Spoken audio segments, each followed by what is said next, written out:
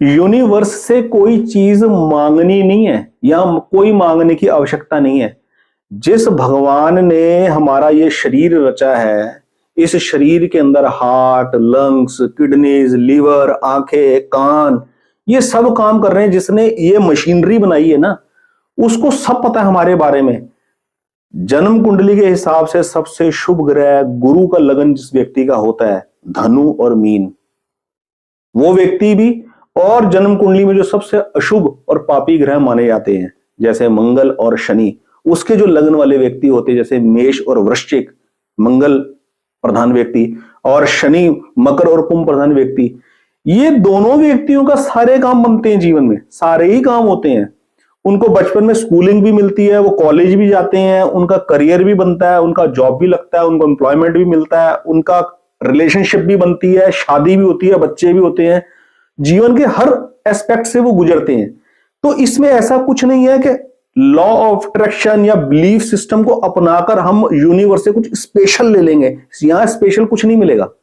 यहां स्पेशल यही मिलेगा कि जो कैपेसिटीज लेकर पास्ट कर्मा के हिसाब से भगवान ने शरीर सौंपा है, अब उसके बाद खुली आजादी दी है या कर्म करने की, उन कर्मों के आधार पर भगवान, सिस्टम, नेचर अपने आप से अपॉर्चुनिटी क्रिएट करते रहेंगे। ये सिस्टम है यहां का काम करने का। अगर मेरे कुछ मांगने से, मेरे कुछ इमेजिनेशन करने से, मेरे कुछ सबकॉन्शियस माइंड में फीड करने से कुछ चेंज पॉसिबल हो जाए, तो सब के सब आदमी बहुत बड़े इंडस्ट्रियलिस्ट हमारे मुकेश अंबानी जी की फैक्ट्री में, कंपनी में काम क्यों कर रहे हैं? वो सब के सब खुद इतना बड़ा ग्रुप ना खड़ा कर दे, ग्रुप ऑफ कंपनी ना खड़ा कर दे। ठीक है, भारत के इतने नामी ग्रामी लोग बाहर की, विदेशों की कंपनी के अंदर सीईओ की पोस्ट के ऊपर जॉब कर रहे हैं, वो कर तो अल्टीमेट जॉब ही रहे हैं। अगर वो सबकॉन्शियस माइंड के अंदर यूनिवर्स से कुछ मांगे तो वो खुद उतने बड़ी कंपनी के मालिक ना बन जाए, वो खुद इतनी बड़ी कंपनी को एम्पायर ना कर जाए। ऐसा नहीं होता।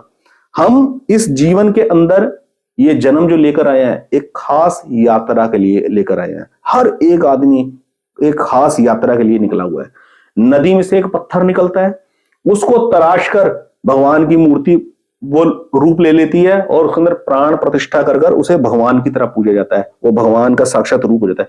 लेकिन एक पत्थर वो भी होता है जिस पत्थर को तराश कर उसे फ्लोर के ऊपर लगाया जाता है। अब एक पत्थर ने रोल निभाना है फ्लोर के ऊपर, और एक पत्थर प्राण प्रतिष्ठित होकर भगवान का रूप ले गए, उन्होंने वो रोल निभाना है। तो यहां संसार में हर व्यक्ति का अपना रोल है।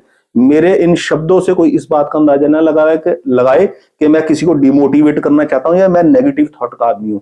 बिल्कुल भी ऐसा सोचने की जरूरत नहीं है। जीवन में हर एक चीज पाने के लिए जो हम चाहते हैं, उसके लिए हमें एफर्ट्स करना चाहिए। मेरे कहने का भाव ये है कि विवेक शक्ति से मुझे ये पता हो कि मैं जीवन में जिस चीज की डिजायर कर रहा हूं, वो चीज मेरे लिए कितनी आवश्यक है, मेरे जीवन में उसको पाना कितना जरूरी है, और मुझे किस रेंज तक उसको पाने के लिए एफर्ट्स करने चाहिए, और वो कर कर अगर मुझे वो चीज मिलती है तो उसकी वैल्यू क्या है, और अगर वो मुझे नहीं भी मिलती तो जीवन में मुझे किस तरीके से अपने आप को मैनेज करना है बिना किसी को इफेक्ट किए हुए।